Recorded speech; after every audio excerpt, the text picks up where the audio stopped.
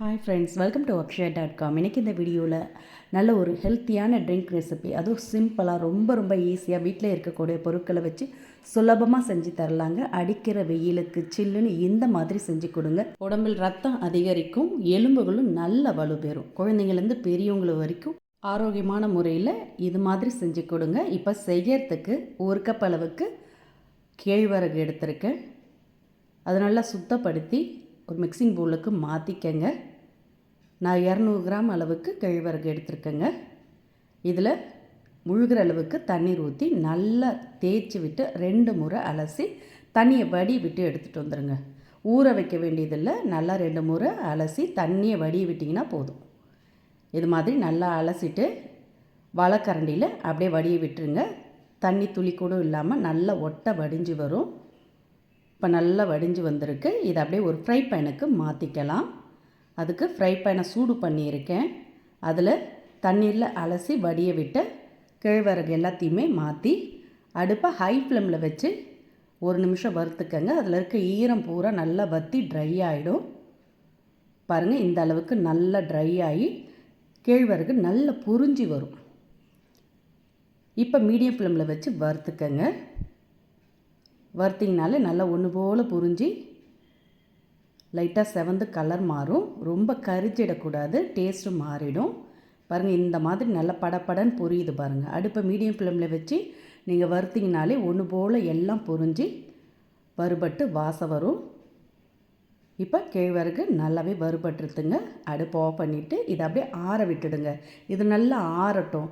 ஆறின பிறகு இது எல்லாத்தையுமே மிக்ஸர் ஜாருக்கு மாற்றிக்கலாம். அடுப்பை ஹை ஃப்ளேம்லேயும் லோ ஃப்ளேம்லேயும் மாற்றி வச்சு வறுத்து எடுத்துக்கங்க. ஒரு 2லேருந்து 3 நிமிஷம் வறுத்திங்கனாலே போதும். நல்லா புரிஞ்சு வறுபட்டுருக்கும். இது அப்படியே ஆறட்டும். இப்போ நல்லா ஆறிடுத்துங்க. இதை அப்படியே மிக்ஸர் ஜாருக்கு மாற்றிக்கங்க. எல்லாத்தையுமே அப்படியே மிக்ஸர் ஜாருக்கு மாற்றிக்கங்க. பெரிய ஜாரில் மாற்றிக்கங்க. மற்ற பொருட்களையும் சேர்த்து அரைக்க ஈஸியாக இருக்கும். இப்போ கேழ்வரகு எல்லாத்தையும் சேர்த்துட்டு இதோட 4 ஏலக்காய் சேர்த்து நல்லா அரைச்சி எடுத்துகிட்டு வந்துடுங்க. இந்த அளவுக்கு ஏலக்காய் கேழ்வரகு நல்லா அரைப்பட்ட பிறகு இதோட 10லேருந்து 15 பாதாம் வெதுவெதுப்பான தண்ணீரில் ஒரு அரை மணி நேரம் ஊற வச்சு வச்சுருந்தேங்க. பாதாமை ஊற வச்சு அப்படியே தோலோடையே சேர்த்துக்கங்க.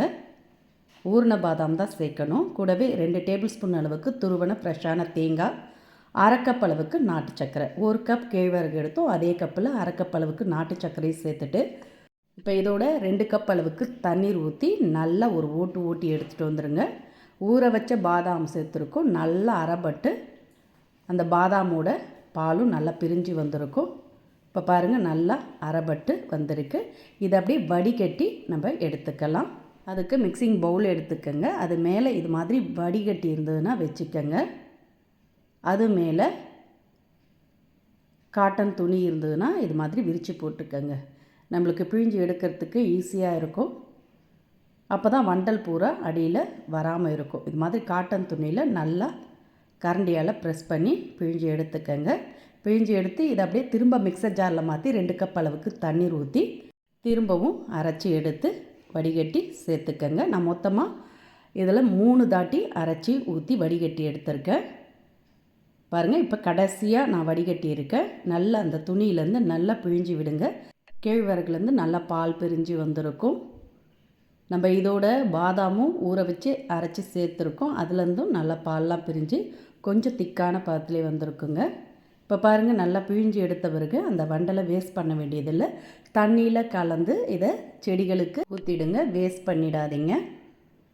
இப்போ அதை அப்படியே வண்டலை எடுத்து தனியாக தண்ணியில் கலந்துக்கலாம். இப்போ பாருங்கள், நம்ம வடிகட்டி எடுத்ததில் இந்த அளவுக்கு திக்காக ராகி பால் வந்திருக்கு. இதோட கொஞ்சமாக உப்பு சேர்த்துக்கங்க. கொஞ்சம் இனிப்பு சுவை கம்மியாக இருக்கிறதுனால ஒரு 2 டேபிள் ஸ்பூன் அளவுக்கு எக்ஸ்ட்ரா நாட்டு சர்க்கரை சேர்த்து கலந்துக்கங்க.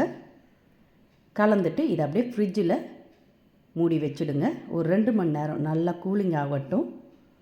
கூலிங்காக குடிச்சிங்கன்னா தான் நல்லா சூப்பராக அருமையாக இருக்கும். அப்படியே ஒரு 2 மணி நேரம் ஃப்ரிட்ஜில் வச்சு எடுத்துகிட்டு வந்த பிறகு வச்சுருக்கேன். நல்லா சில்லுன்னு கூலிங் ஆகிடுதுங்க.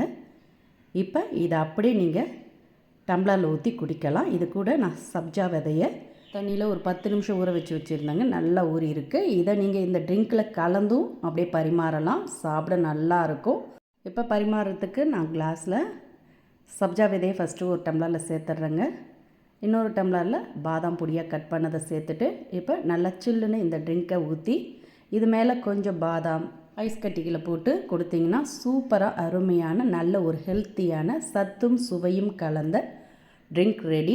சம்மருக்கு இது மாதிரி சில்லுன்னு ஈஸியாக செஞ்சு கொடுங்க. இந்த ரெசிபி பிடிச்சிருந்தால் வீடியோக்கு ஒரு லைக் கொடுங்க. மறக்காமல் நம்ம சேனலையும் சப்ஸ்கிரைப் பண்ணி வச்சுக்கோங்க. நன்றி, வணக்கம்.